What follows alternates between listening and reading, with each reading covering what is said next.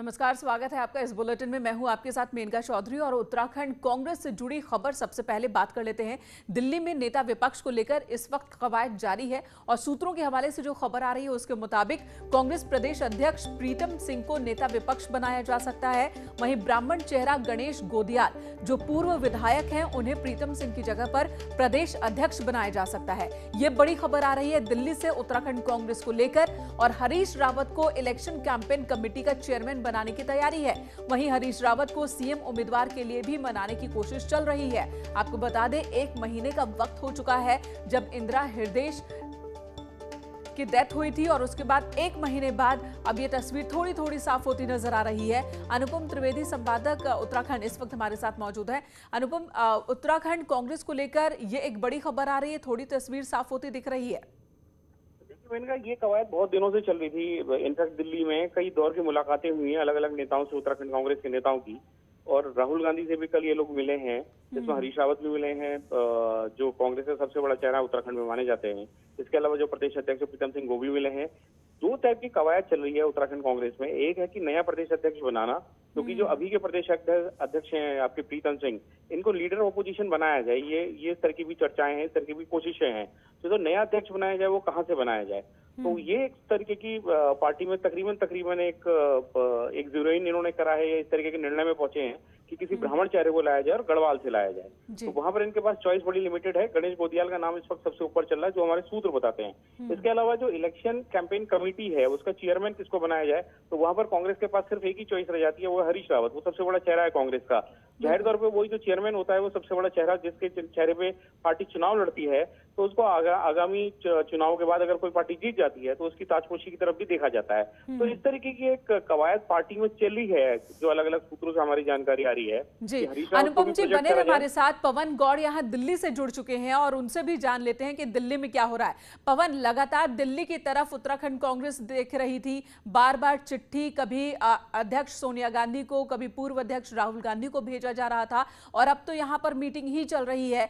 क्या हो रहा है इस वक्त, कौन कौन मीटिंग में मौजूद है और आपके पास क्या खबर? देखिए, आपको बताना चाहूंगा ये बैठकों का दौर ये लगातार चल रहा है। 28 जून से लेके सीएलपी नेता को लेकर एक बैठकों का दौर शुरू हुआ और उसमें कहीं ना कहीं ऐसी खबरें बाहर निकल के आई कि प्रीतम सिंह को प्रदेश अध्यक्ष से हटाकर सीएलपी नेता बनाया जा सकता है और सीएलपी प्रदेश अध्यक्ष किसी और ब्राह्मण चेहरे पर के साथ पार्टी जा सकती है।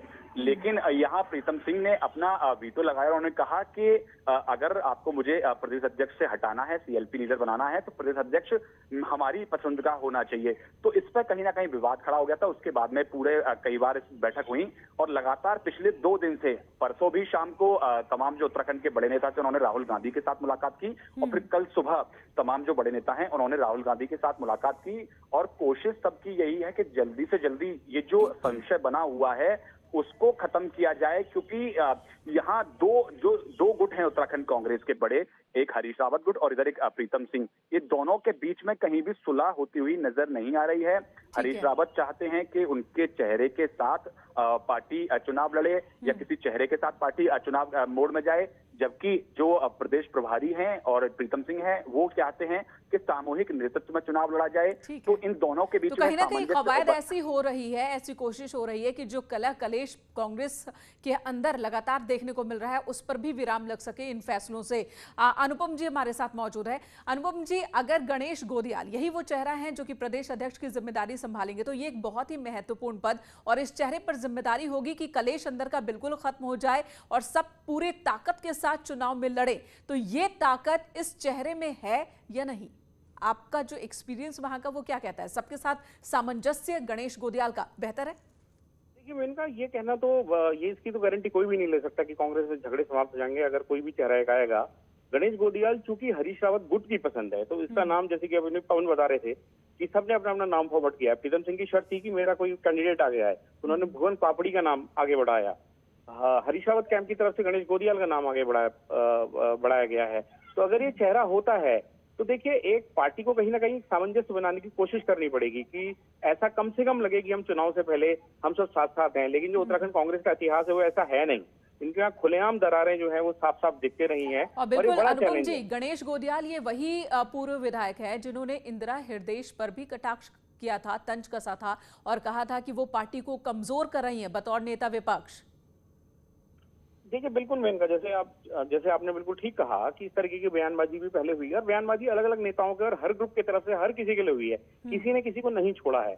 लेकिन अब जैसे कि इनके पास, कांग्रेस के पास मौका बड़ा कम है, मतलब समय कम है चुनाव में जाने का और चेहरे बड़े लिमिटेड हैं, वो उनके पास चॉइस ज्यादा नहीं है, तो कहीं ना कहीं इन्हीं चेहरों में आपस में समन्वय वाकई पार्टी की कोशिश रहेगी कि आगे एक चुनाव लड़ा जाए। जी बिल्कुल, और अब देखना होगा कि कब तक आधिकारिक तौर पर इन नामों का ऐलान हो जाता है। धन्यवाद इस वक्त अनुपम जी हमसे बात करने के लिए। पवन, आपका भी बहुत बहुत शुक्रिया पूरी जानकारी देने के लिए। अगर कांग्रेस दिल्ली में मीटिंग कर रही है तो बीजेपी भी बार बार दिल्ली की तरफ देख रही है। सीएम पुष्कर धामी आज फिर दिल्ली दौरे पर और मुख्यमंत्री बनने के बाद पुष्कर सिंह धामी का ये दूसरा दिल्ली दौरा है। पिछले दौरे में सीएम ने पीएम मोदी समेत कई केंद्रीय मंत्रियों से मुलाकात की थी। इस बार सीएम कल कई केंद्रीय मंत्रियों से फिर मुलाकात करेंगे। तो दूसरी बार सीएम बनने के बाद पुष्कर सिंह धामी दिल्ली आए हैं और यहां पर कई केंद्रीय मंत्रियों से मुलाकात होनी है।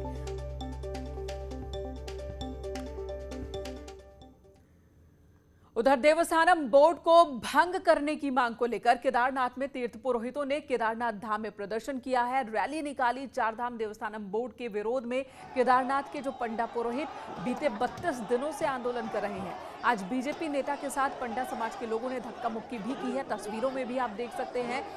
देवस्थानम बोर्ड को भंग किए जाने की ये मांग लगातार कर रहे हैं। आपको बता दें, त्रिवेंद्र सरकार में जब देवस्थानम बोर्ड आया था तब तीर्थ पुरोहितों ने विरोध किया था, लेकिन तीर्थ की सरकार बनी तो उन्होंने बातचीत से फैसला सुलझा लेने की बात कही थी। लेकिन सत्ता बदली, पुष्कर सिंह धामी अब कमान में है, जिसके बाद बात अभी बनती नहीं दिख रही है और तीर्थ पुरोहितों का गुस्सा इस एक्ट के खिलाफ नजर आया सड़कों पर। ऊखीमठ में देवस्थानम बोर्ड के विरोध में हमारे पंडा समाज ने बहुत विशाल एक रैली निकाली थी। तो उस रैली में मुझे भी आज उनके रोष का सामना करना पड़ा। तो मैं सरकार से मांग करूंगा कि देवस्थानम बोर्ड को भंग करने के हेतु आप लोगों को सोचना होगा, क्योंकि काफ़ी हमारा पंडा समाज इस बोर्ड से जुड़ा हुआ है। पहले की तरह हमें इसको करना होगा। उनके हकों की रक्षा करना ये हम सभी का कर्तव्य है। तो यहाँ देखिए लोगों का गुस्सा साफ साफ देखने को मिल रहा है। देवस्थानम बोर्ड को लेकर भंग करने की मांग को लेकर केदारनाथ के तीर्थ पुरोहितों ने हंगामा किया, प्रदर्शन किया, रैली निकाली। चारधाम देवस्थानम बोर्ड के विरोध में केदारनाथ के तीर्थ पुरोहित बीते 32 दिनों से आंदोलन पर है। स्थानीय लोगों ने भी रैली कर इनका समर्थन किया। ये स्थानीय लोगों की रैली भी आप देख रहे हैं जो समर्थन दे रहे हैं पंडा पुरोहितों का। इनका कहना है कि देवस्थानम बोर्ड बनने की वजह से जो पंडा पुरोहित सालों से इनका जो वर्चस्व था, इनकी रोजी रोटी का जो जरिया, उस पर कहीं ना कहीं अंकुश लग जाएगा और वो पूरी ताकत देवस्थानम बोर्ड के पास चली जाएगी, 2-4 लोगों के हाथ में चली जाएगी। और यही वजह है कि विरोध कर रहे हैं, बोर्ड का ये भंग किए जाने की मांग कर रहे हैं।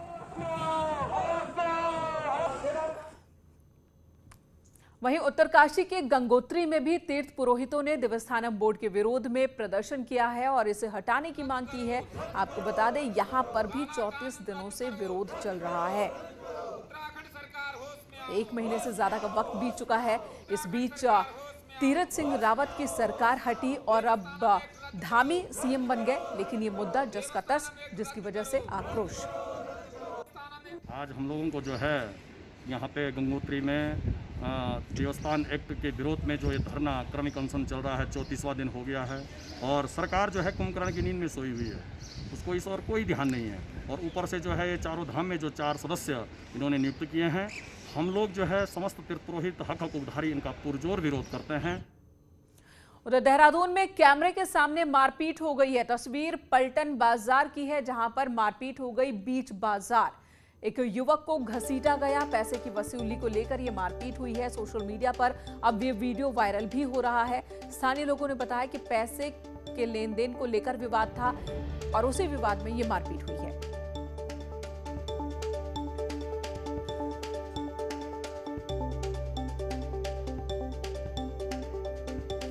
दो लड़कों को आप देख रहे हैं जिनके हाथ में रॉड है, डंडा है और ये एक शख्स को पीटते हुए नजर आ रहे हैं। कोविड के खतरे को देखते हुए कांवड़ यात्रा नहीं होगी, ये फैसला उत्तराखंड सरकार ले चुकी है। वहीं अब तैयारी दूसरे राज्यों के शिव भक्तों को गंगाजल पहुंचाने की है। यानी कि चुनावी साल में सरकार किसी भी लिहाज से ये मैसेज खराब नहीं करना चाहती, अपनी इमेज खराब नहीं करना चाहती। 15 दिन में 3 करोड़ कांवड़ियों के उत्तराखंड आने की बात ने सरकार को सोचने पर मजबूर कर दिया था कि क्या किया जाए। पर इस साल उत्तराखंड में कांवड़ यात्रा नहीं होगी, ये फैसला हो चुका है। हालांकि यूपी सरकार कांवड़ यात्रा को लेकर तैयार है। दोनों राज्यों में बीजेपी की सरकार है। ऐसे में चुनाव से पहले संदेश ठीक रहे तो अब दूसरे राज्यों को गंगा जल उपलब्ध कराने की व्यवस्था पर काम चल रहा है। उसमें हम लोग अभी अधिकारी लेवल पर बात कर रहे हैं कि उसमें क्या रास्ता निकल सकता है कि लोगों को जो है उनको अगर कहीं पर इस प्रकार की आवश्यकता होगी तो उसका कोई ना कोई रास्ता निकालेंगे। अगर कोई भी राज्य कोई भी ग्रुप कोई भी लोग हमसे अनुरोध करते हैं ऑफिशियल ढंग से, तो आराम से हम उनको फैसिलिटेट करेंगे, उनकी सहायता करेंगे कि आकर के हरिद्वार से गंगा जल भर के ले जाएं। इसमें कोई दिक्कत नहीं है। किंतु कांवड़ियों को जो है मतलब टैंकर भर करके ले जाएं। कुंभ में कोविड के हालात को देखकर कांवड़ यात्रा न करवाने का फैसला तीरथ रावत सरकार कर चुकी थी और पुष्कर धामी सरकार के लिए उस फैसले को बरकरार रखना मजबूरी भी था और जरूरी भी, क्योंकि सरकार नैनीताल हाईकोर्ट में इस बार कांवड़ यात्रा न करवाने का एफिडेविट जमा कर चुकी थी। कांवड़ का मसला सीधे सीधे हिंदू आस्था से जुड़ा है। हालांकि पूर्व सीएम त्रिवेंद्र रावत का कहना है कि हिंदू उदारवादी हैं। ऐसे में आस्था अपनी जगह है और सुरक्षा अपनी जगह। कि आस्था विश्वास अपनी जगह है। हम इस वर्ष अगले वर्ष कर सकते हैं। कहते हैं ना कि मन चंगा तो कटौती में गंगा।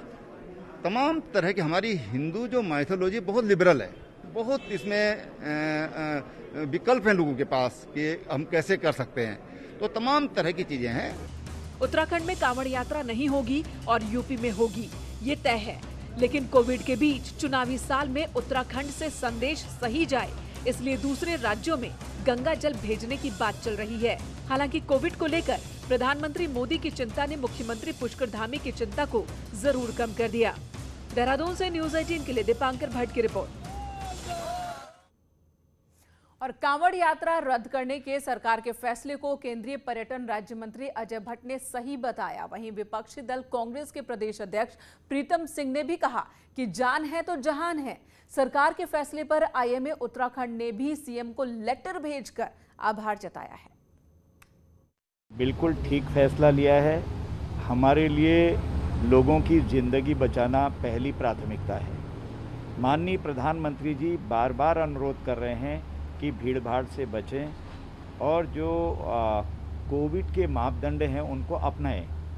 तो हमने भी प्रार्थना की है सबसे, और हमारी सरकार ने आज कह दिया है कि वर्तमान परिस्थितियों में किसी भी तरह से हम लोग कांवड़ यात्रा नहीं चला सकते हैं। इस तरीके से कुंभ का आयोजन किया गया और पूरे देश के अंदर जो है कोरोना की महामारी जो फैली उससे, और कांवड़ यात्रा को सरकार ने स्थगित करके सही निर्णय लिया है। हम इसका स्वागत करते हैं, क्योंकि पहले जान है जहान है। जो लोग जो है गंगा जल के माध्यम से जो है अपना अर्पण जो शिवजी में करना चाहते हैं उनके लिए उपलब्ध कराए सरकार। ये सरकार को व्यवस्था करनी चाहिए, बहुत अच्छा कदम होगा। हालांकि कांवड़ यात्रा हमारी आस्था से जुड़ी है, परंतु इस पेंडेमिक को देख के जो मुख्यमंत्री जी ने कदम उठाया है उसकी सराहना करनी बहुत जरूरी है। और ऐसा अगर चलता रहा और ऐसे लीडर उत्तराखंड को मिलते रहे तो उत्तराखंड का भविष्य जो है वो सुनहरा होगा। तो इसमें कोई शक नहीं कि कांवड़ यात्रा के मद्देनजर, कोरोना के मद्देनजर कांवड़ यात्रा को रद्द किया जाना एक बहुत ही अच्छा कदम है। लेकिन हरिद्वार के छोटे दुकानदार काफ़ी निराशा में हैं।